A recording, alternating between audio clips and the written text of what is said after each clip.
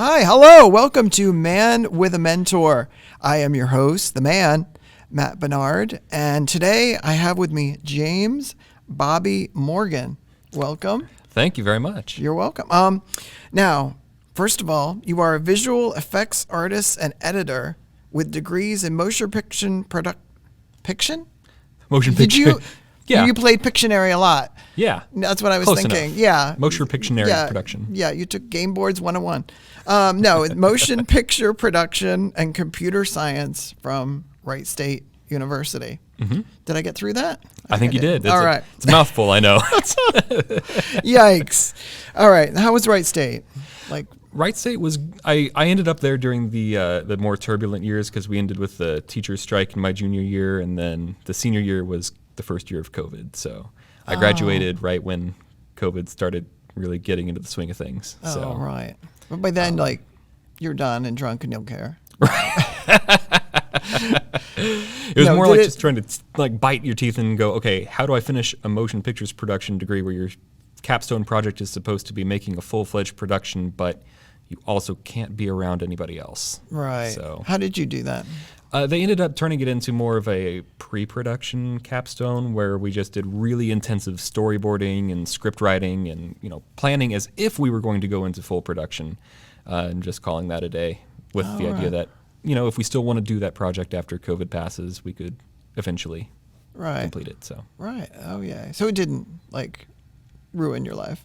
Oh no. Okay. Well, no, because they say there's these people that went to school, or when they say they started school right when COVID started, transitioning to taking classes online and all that, was that maybe those people will never get as far in their careers because COVID hurt their college experience. What do you think? That seems I don't know. Not true.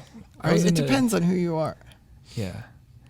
It was an odd experience for me just because I had already kind of gotten an internship with Channel 2 right in the summer of 2019. Right. So I was kind of in the middle of an internship that turned into a part-time job I was doing while I was in school. And I think that when COVID hit, because I was already in that job, I was kind of doing most of my learning there at that point, and not through any real fault of anybody else, because who could have seen that coming? But so that's how I experienced the start of COVID, was just kind of transitioning slowly from school, having them figuring out, okay, what do we even do here? And so I think the workload kind of dropped in school, but it picked up at the part-time job, so it kind of balanced out, and I still got the education, just maybe not in the traditional way I had thought. Right, right. And then you went on to work more in news and segment producing or directing, or what was your titles and responsibilities there? So I stayed as a part-time creative services producer. So I was in more of the creative services side than the news side, and what that means was I was more involved with the show Living Dayton. Right. And so I worked to do the filming and editing and studio floor managing, so just keeping guests in the right areas and miking them up, de-miking them, keeping it as clean as possible, and trying to make sure that the show ran as smoothly as possible, and a little bit of writing as well. And then after I graduated, I had a couple months of working as a part-timer. I don't know if this is exactly, I don't know if I'm going on a tangent, but...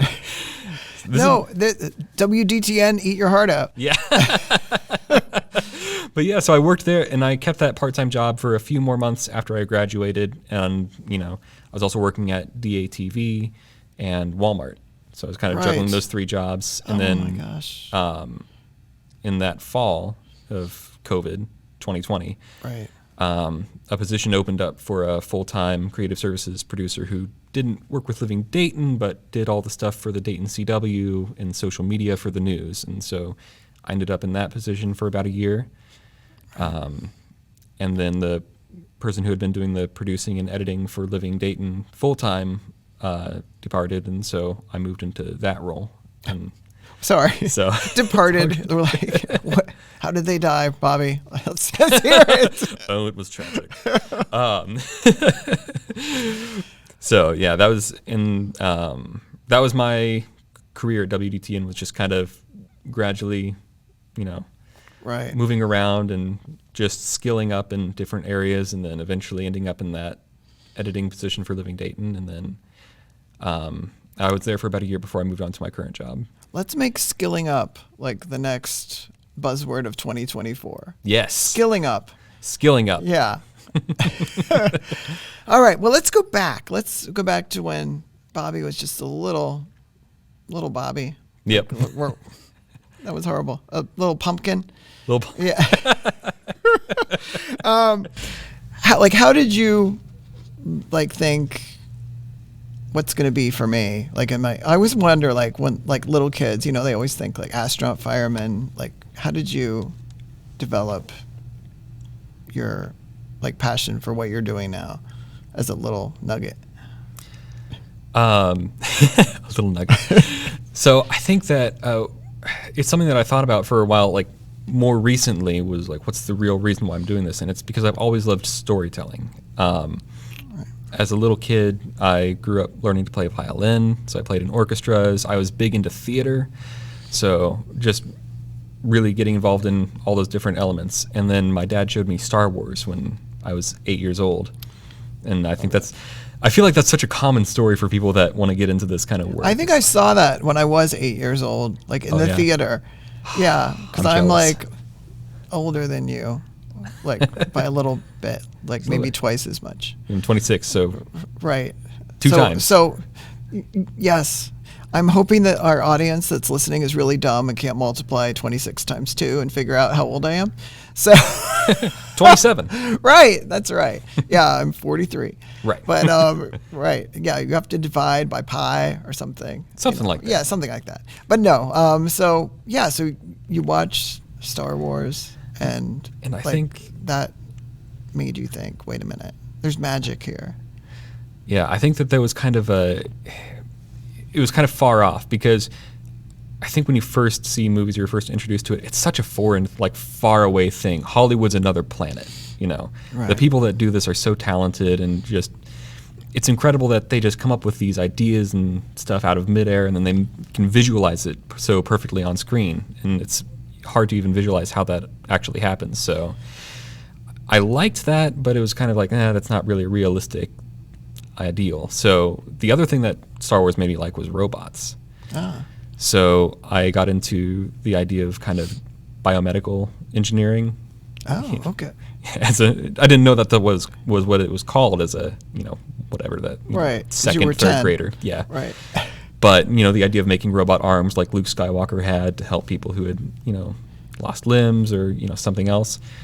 And in the summer after my 6th grade year, there were some summer school offerings and the things that weren't really offered during the regular school year. And I was really hoping there was a robotics course, but there wasn't. But there was an animation course. Like computer animation, not sitting there drawing cell after cell. Or, exactly like that. Oh, exactly like that. Yeah, not old necessarily school. Not the drawing kind of, but there was a program. The first project that we had was something called Pivot Stick Figure Animator, and it was frame by frame. You had a little stick figure that had little hinges on the arms and legs and stuff. Right. And so you'd pose it, click a button to save the picture, and then you would repose it, click a button to save the picture again, and then you could play it back after you'd done enough of that to watch it move. Oh, right.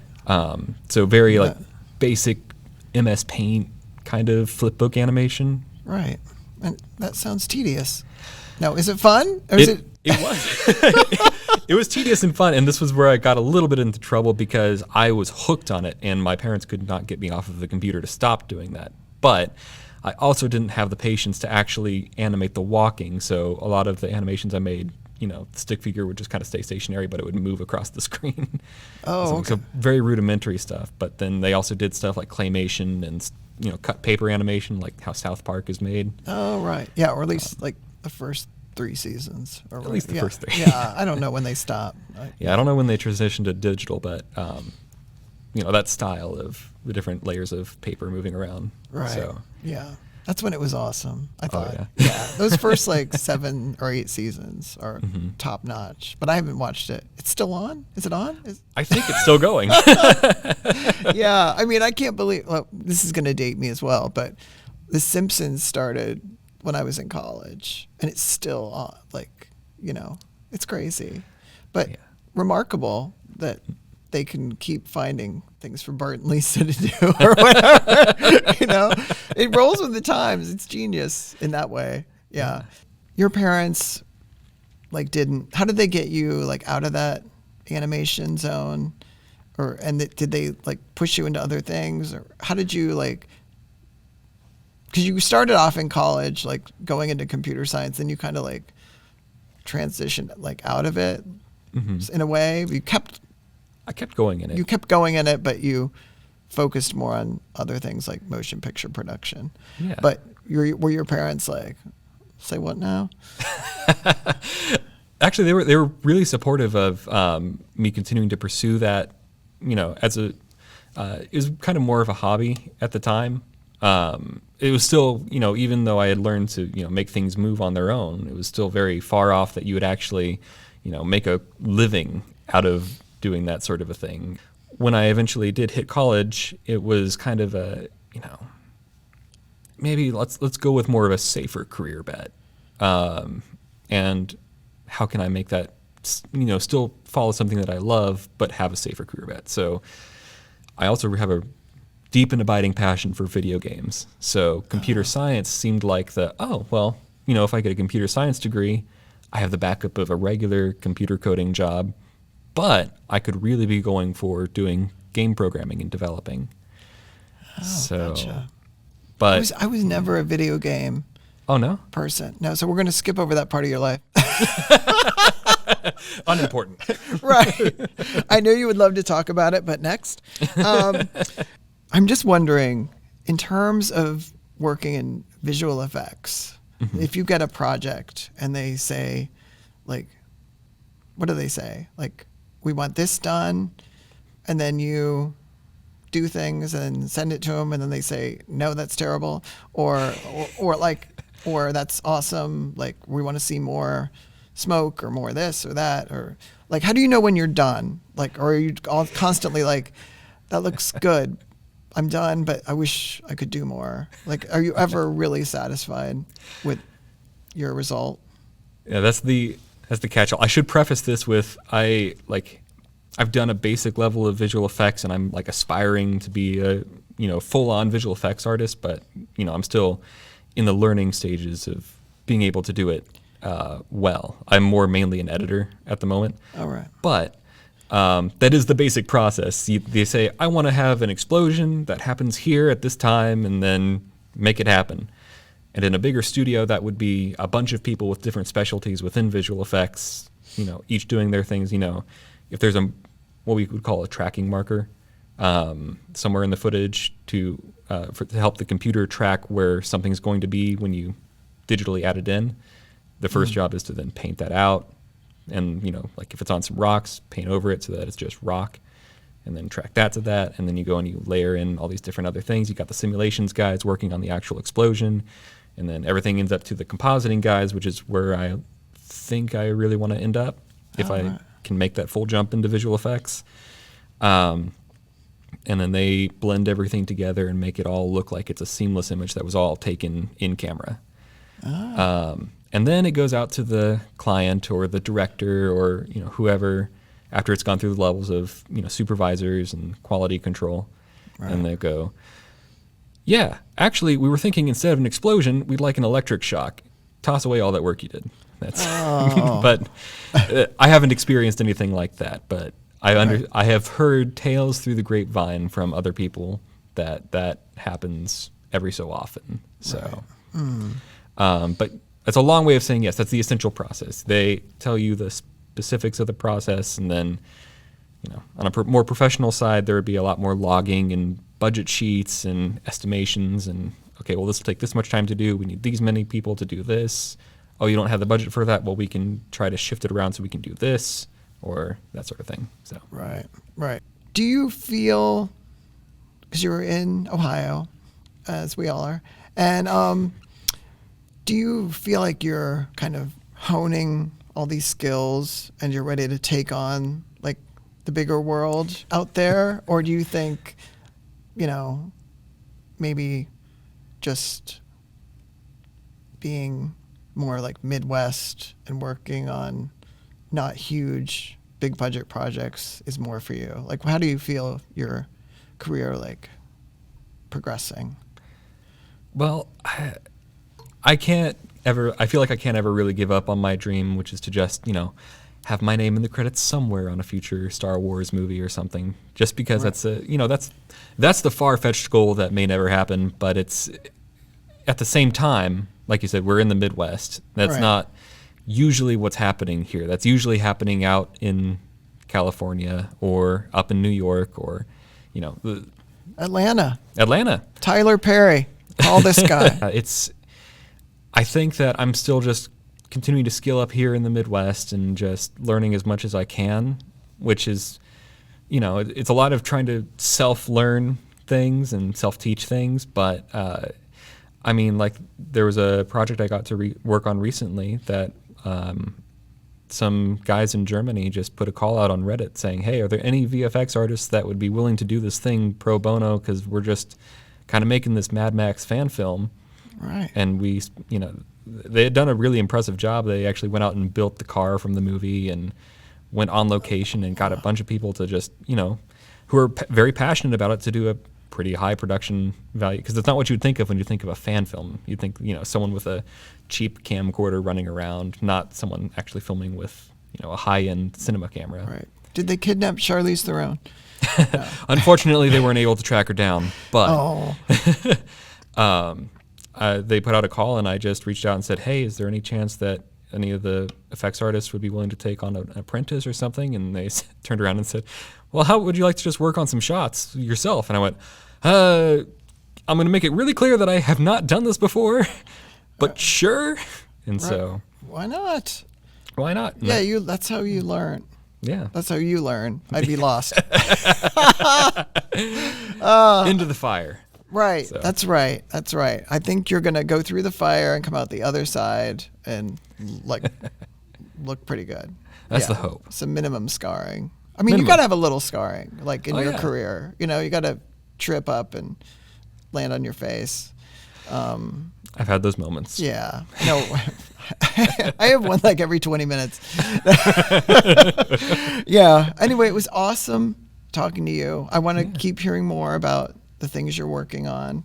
And do you have clips of things? I might have some that I can't.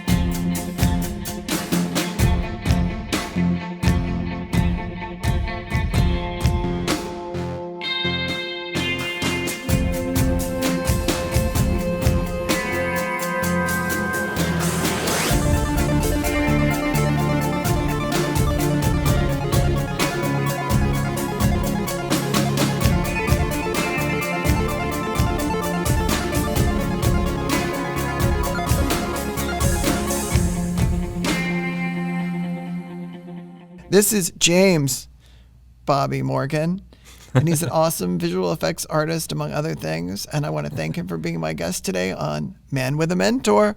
Well, thank you, Matt. We're out.